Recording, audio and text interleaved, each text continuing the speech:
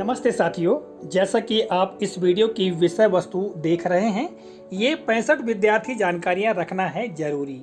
साथियों, विद्यार्थियों से संबंधित अनिवार्य और आवश्यक जानकारियां जो कि पोर्टफोलियो के लिए या अन्य महत्वपूर्ण कार्यों के लिए संस्था प्रमुख को या शिक्षक को अपने पास में रखना आवश्यक है, हमने विश्लेषण किया है। अर्थात विद्यार्थियों से संबंधित जो जानकारियां हैं, अनिवार्य जानकारियां हैं, उनको 65 बिंदुओं में हमने विभाजित किया है और प्रत्येक बिंदु का इस वीडियो में हम विवरण जानते हैं। जैसा कि आप देख पा रहे हैं इस पहली स्लाइड में बिंदु क्रमांक 1 से लेकर 5 तक ये विद्यार्थी के परिचय से संबंधित आवश्यक जानकारियां हैं। विद्यार्थी का पूरा नाम, विद्यार्थी का सरनेम अर्थात उसका उपनाम, पिता का नाम, माता का नाम और अभिभावक का नाम यदि पिता नहीं है या विद्यार्थी किसी अन्य के पास रह करके शिक्षा अर्जन कर रहा है।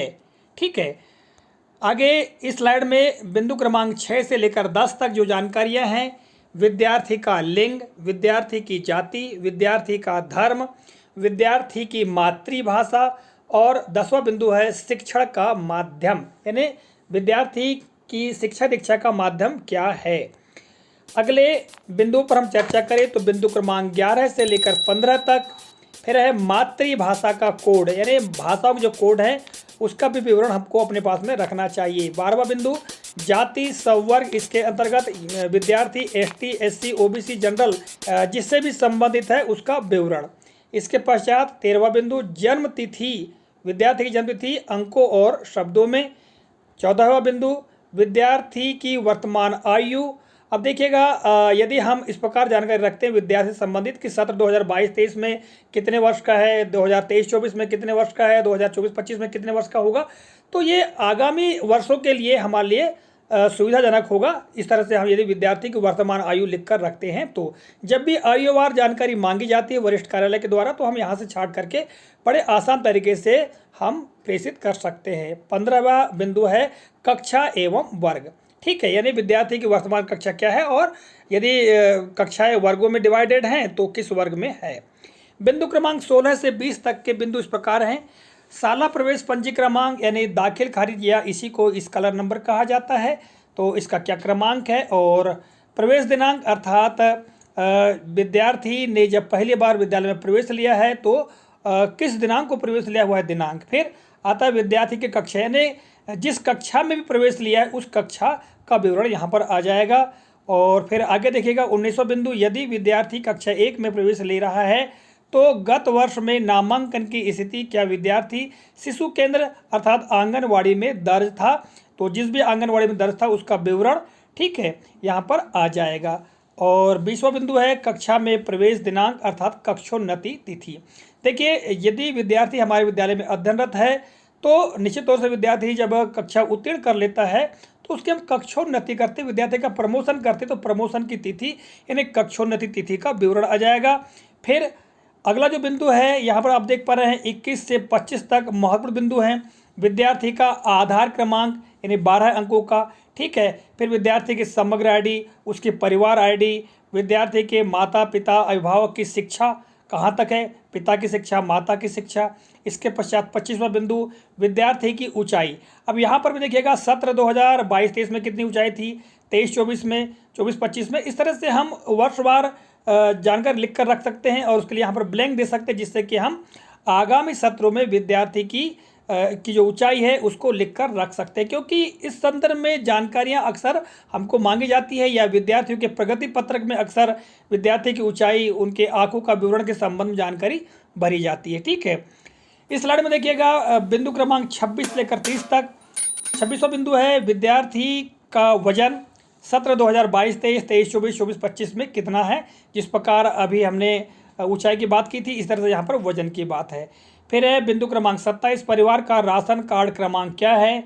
और 28वां बिंदु, क्या परिवार बीपीएल कार्ड धारी है, हाँ या नहीं, यदि है तो बीपीएल नंबर यहाँ पर हम लिख सकते हैं। फिर है बैंक खाता क्रमांक व बैंक का नाम, यानी जिस भी बैंक में विद्यार्थी का खाता है, ठीक है, उस खाता क्रमांक को लिखने के साथ साथ हम बैंक का नाम लिख लेंगे। इसके पश्चात उस बैंक का IFSC कोड। इस स्लाइड में देखिएगा बिंदु क्रमांक 31 से लेकर 35 तक जो जानकारियां हैं, 31वां नंबर है परिवार के सदस्यों अर्थात पिता, माता, भाई, बहन के खाता क्रमांक व बैंक का नाम।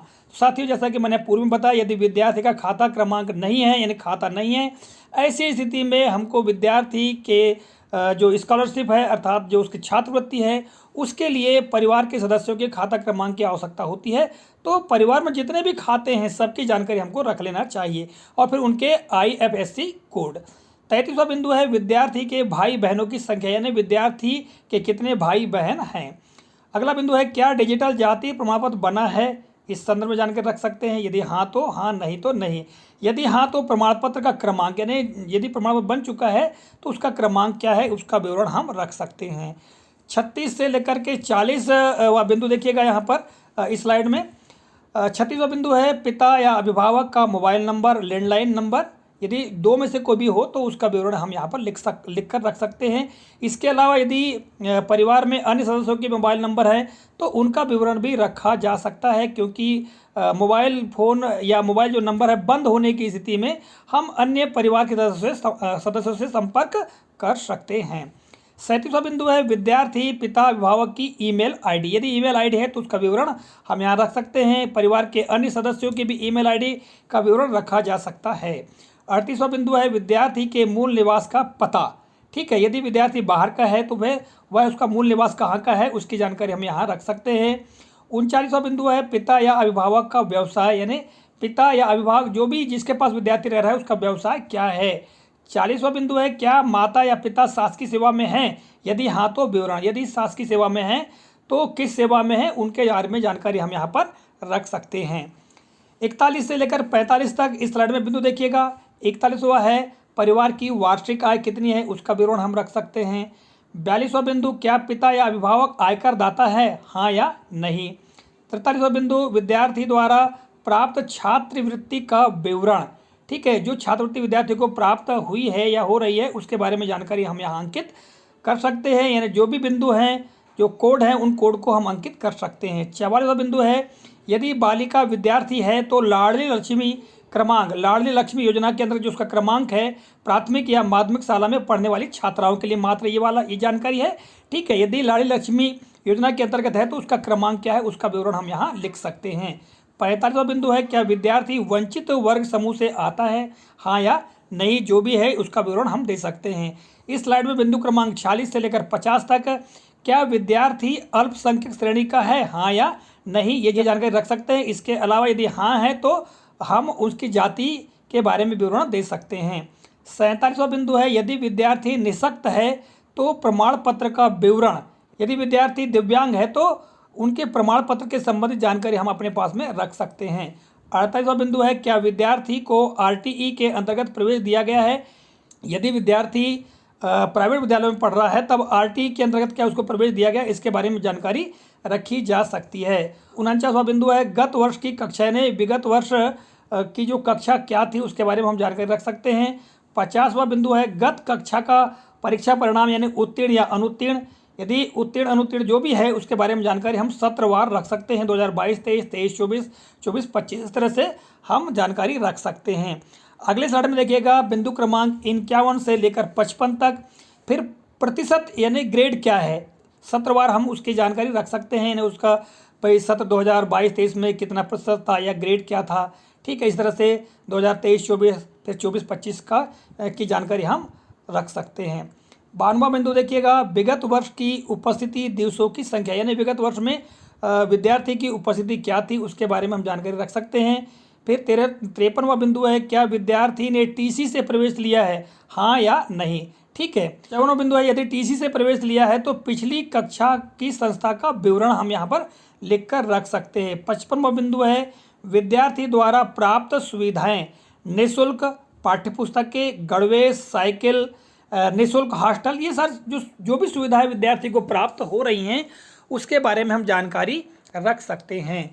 56 से लेकर के 60 तक जो बिंदु हैं यहाँ पर देखिएगा विद्यार्थी के द्वारा विशेष अर्जित उपलब्धि, यानी उसके द्वारा विशेष जो उपलब्धियां प्राप्त की गई हैं उसके बारे में हम जानकारी रख सकते हैं। और 57वां बिंदु है विद्यार्थी की रुचि, यानी विद्यार्थी की कौन कौन सी रुचियां हैं, ये हम रख सकते हैं। तो साथियों ये जो जानकारी 57 नंबर तक है ये प्राथमिक माध्यमिक विद्यालयों के लिए विशेष तौर से है। और हम अब नीचे जो है 58 से 65 तक जो जानकारियां हैं ये जानकारियां हाई स्कूल हायर सेकेंडरी स्तर के विद्यार्थियों के लिए है। जैसे कि 58वां बिंदु है संकाय या स्ट्रीम का कोड क्या है विद्यार्थी के। फिर 59वां बिंदु है क्या विद्यार्थी नवीन व्यावसायिक शिक्षा कार्यक्रम में पंजीकृत है। ठीक है, इसके बारे में हम जानकारी रख सकते हैं। 60वां बिंदु है विद्यार्थी द्वारा व्यावसायिक शिक्षा में लिए गए ट्रेड का कोड क्या है, ये जानकारी हम रख सकते हैं। और अंत में देखिएगा अंतिम स्लाइड में 61 से 65 तक बिंदु व्यावसायिक शिक्षा में किस प्रकार के जॉब रोल की अपेक्षा है उसके बारे में जानकारी रख सकते हैं। फिर 62वां बिंदु है विद्यार्थी द्वारा NSFQ का कौन सा लेवल पूर्ण कर लिया गया है उसके बारे में जानकारी रख सकते हैं। 63वां बिंदु है विद्यार्थी द्वारा व्यावसायिक शिक्षा लेने का उद्देश्य क्या है उसके बारे में जानकारी रखते हैं। 64वां बिंदु है नौकरी या प्लेसमेंट की स्थिति क्या है। और 65वां और अंतिम बिंदु है नौकरी में प्राप्त सैलरी क्या होगी, इसके बारे में हम जानकारी रख सकते हैं। तो साथियों जैसा कि मैंने आपको बताया कि 58 से लेकर के 65 तक बिंदु हायर सेकेंडरी में अध्ययनरत विद्यार्थियों के लिए है, क्योंकि उनके आगामी भविष्य को ध्यान में रखते हुए जानकारियां भी प्राचार्य के द्वारा या संस्था प्रमुख के द्वारा रखी जा सकती है। तो साथियों इस वीडियो में विद्यार्थियों से संबंधित ये जानकारियां आप तक प्रेषित करने का प्रयास किया है। और साथियों ये जो जानकारियां हैं हमने अपने स्व विवेक से तैयार की है। इसके अलावा अन्य बिंदु भी हो सकते हैं। यदि आपको लगे कि ये बिंदु भी होना चाहिए तो कमेंट के माध्यम से आप जानकारी दे सकते हैं। आशा करता हूँ जानकारी उपयोगी लगी होगी। मिलेंगे अगले कालखंड में, तब तक के लिए जय हिंद।